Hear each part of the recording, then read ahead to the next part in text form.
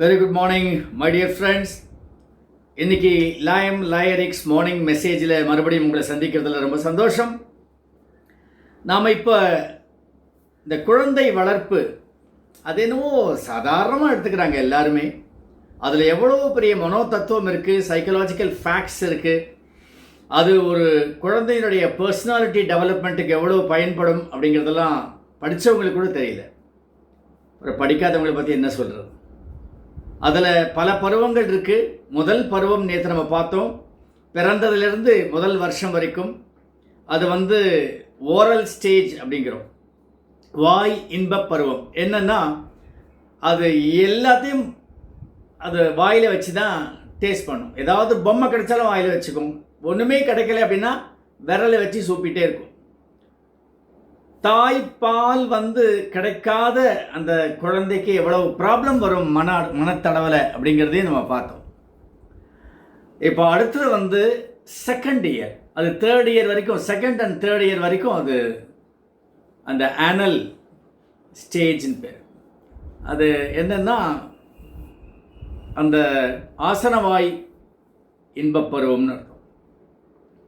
Toilet discipline, toilet habits, toilet training இதெல்லாம் அப்போ தான் கொடுக்க ஆரம்பிப்போம். அது வரைக்கும் குழந்தை ஆட்டோமேட்டிக்காக 1க்கு 2க்கு வந்ததுன்னா போயிட்டே இருக்கும். அதுலேயும் இப்போ என்ன கொடுமைன்னு கேட்டால் எல்லாம் டைஃபர் போட்டு விட்டுறோம். 5 வயசு வரைக்கும் குழந்தைகளுக்கு டைஃபர் தான். நம்ம குழந்தைகளுக்கு அந்த ட்ரைனிங்லாம் கொடுக்கறதே கிடையாது. அது டைஃபரை மாட்டி விட்டுறதுக்குலாம் ரெடிமேட் டைஃபர் சரட்னு உள்ளே மாட்டி மேலே சட்டையை போட்டு அனுப்பிச்சிட வேண்டியது. குழந்தைகளுக்கு ஆட்டோமேட்டிக்காக. அதனால் என்ன ஆகிடுதுன்னா குழந்தைகளுக்கு அந்த டாய்லெட் ஹேபிட்ஸ் கம்ப்ளீட்டாக 5 வயசு வரைக்கும் கூட நிறைய குழந்தைகளுக்கெல்லாம் தெரியல. அதுக்கப்புறம் அதுங்க ரொம்ப சிரமப்படுறது. இந்த டாய்லெட் ஹேபிட்ஸ் இந்த முதுகெலும்பு வளர்ச்சி வரும் பொழுது அந்த டாய்லெட் ஹேபிட், அந்த உணர்வு எல்லாம் அந்த குழந்தைக்கு வரும். அது சொல்லும், மூச்சா வருது அப்படின்னு சொல்லும், ஆய் வருது சொல்லும். அது சொல்ல வைக்கணும். வந்ததுன்னா எங்கே போகணுன்றதையும் சொல்லணும். என்கிட்ட ஒரு கேஸ் வந்தது. அந்த பையன் டாய்லெட்டில் போய் 1 hour maximum, minimum ½ an hour spend பண்ணுறான். கையில் ஒரு குச்சியை கொண்டு போவானா, அந்த ஸ்டூல்ஸ் போன உடனே அதை உட்காந்து கிளறி அதை பார்த்து அதுக்கப்புறம் டாய்லெட்டை அடக்கியே வச்சுப்பானா. என்னடா 1.5 நாள் ஆச்சு டாய்லெட் போகலையே அப்படின்னா, வர மாதிரி இருந்தது, பட் நான் அடக்கி வச்சுருக்கேன். என்ன காரணம் அப்படின்னா எக்ஸசிவ் கண்ட்ரோல். போனியா, போகலன்னா அடிப்பேன், உதப்பேன், திட்டு, அப்படி திட்டு, அடி, உத. இப்படி பண்ணும்பொழுது அவன் என்ன பண்ணான், the children will develop a tendency to counter the conditioning. இந்த கண்டிஷனிங் மட்டும் பண்ணவே கூடாது, ட்ரைனிங் தான் கொடுக்கணும். அதீதமான ஒரு பலம் பிரயோகப்படுத்தி, ஃபோர்ஸ் பிரயோகப்படுத்தி அந்த குழந்தைக்கு டாய்லெட் ஹேபிட்ஸை ட்ரெயின் பண்ணாமல் இம்போஸ் பண்ணோம் அப்படின்னா அது வேணும்னே அதுக்கு அடக்கி வச்சுக்கும். போயிட்டு வரதுக்கு லேட் பண்ணும், அங்கேயே 1 மணி நேரம் ஸ்பெண்ட் பண்ணும், இந்த மாதிரி வேலையெல்லாம் பண்ணும். அதில் என்னன்னு கேட்டாக்க ஆனல் ஃபிக்ஸேஷன் ஆகிடும். எப்போவுமே இந்த குழந்தைங்களுடைய வளர்ச்சி ஒரு ஸ்டேஜ்லேருந்து அடுத்த ஸ்டேஜுக்கு சீம்லெஸ்ஸாக இருக்கணும். எந்த தடையும் இல்லாமல் அப்படியே அழகாக மாறும். அந்த மாதிரி மாறுற குழந்தைகள் தான் அவங்களுடைய பர்சனாலிட்டி பிரமாதமாக வச்சுப்பாங்க லைஃப்பில்.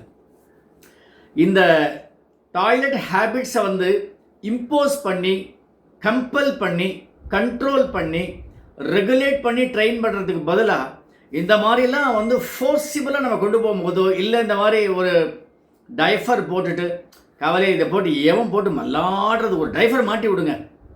அப்படி செய்யவே கூடாது. குழந்தைங்களுடைய பர்சனாலிட்டி எஃபெக்ட் ஆகும். நிறைய பேருக்கு இது தெரியறதே கிடையாது. சரி, இப்போ இந்த மாதிரி டாய்லெட் ஹேபிட்ஸ் கம்பல் பண்ணி, ஃபோர்ஸ் பண்ணி செஞ்சிட்டோம் அப்படின்னா அந்த குழந்தைங்களுடைய ஆழ் மனதில், நான் சொன்ன கிரிட்டிக்கல் ஃபில்டர்னு சைக்காலஜியில் ரொம்ப முக்கியமான ஒரு விஷயம், ஆழ் மனதில் போய் அந்த கிரிட்டிக்கல் ஃபில்டர்ஸில் போய் பதிஞ்சிடும். அப்போ இந்த மாதிரி ஃபோர்ஸிபிளாக இருக்கிற குழந்தைகள் என்ன பண்ணும் அப்படின்னா, எக்ஸசிவாக அதுங்க சுத்தத்தை கடைப்பிடிக்கும். இல்லைன்னா இந்த எக்ஸ்ட்ரீமுக்கு மோசமாக இருக்கும். தலையை சொரிஞ்சிட்டு மோந்து பார்க்கும், ஆசன வாயில் கையை வச்சுட்டு மோந்து பார்க்கும், எல்லா ஒரு பேட் ஸ்மெல்லும் அதுங்களுக்கு பிடிக்கும். அது இன்னும் சில கேசஸ்லாம் என்கிட்ட வந்திருக்கு. கல்யாணம் ஆனப்புறம் கூட தன் கணவன் அந்த மாதிரி பேட் டேஸ்ட் பண்ணுறான், அப்படி ஆம்பிட்டை முகர்ந்து பார்க்குறான், இப்படிலாம் என்கிட்ட இது பண்ணி கம்ப்ளைண்ட் பண்ணியிருக்காங்க. இதுக்கு என்ன காரணம் அப்படின்னா கம்பல்சிவ் ஆனல் ட்ரைனிங் தான். ஸோ ரொம்ப ரொம்ப கேர்ஃபுல்லாக இருங்க பெற்றோர்களே. ஏதாவது உங்களுக்கு எந்த மாதிரி சந்தேகம் வந்ததுனாக்க just contact me. This is very very important stage, second stage. குழந்தைகள் தானாக அந்த டாய்லெட் ஹேபிட்ஸை ரெகுலேட் பண்ணக்கூடிய அந்த ஃபெசிலிட்டேட்டிங் ஆக்டிவிட்டி தான் பெற்றோர்கள் கொடுக்கணும். Never compel. Okay, all the best. நாளைக்கு அடுத்த ஸ்டேஜ் நம்ம பார்ப்போம். பாய்.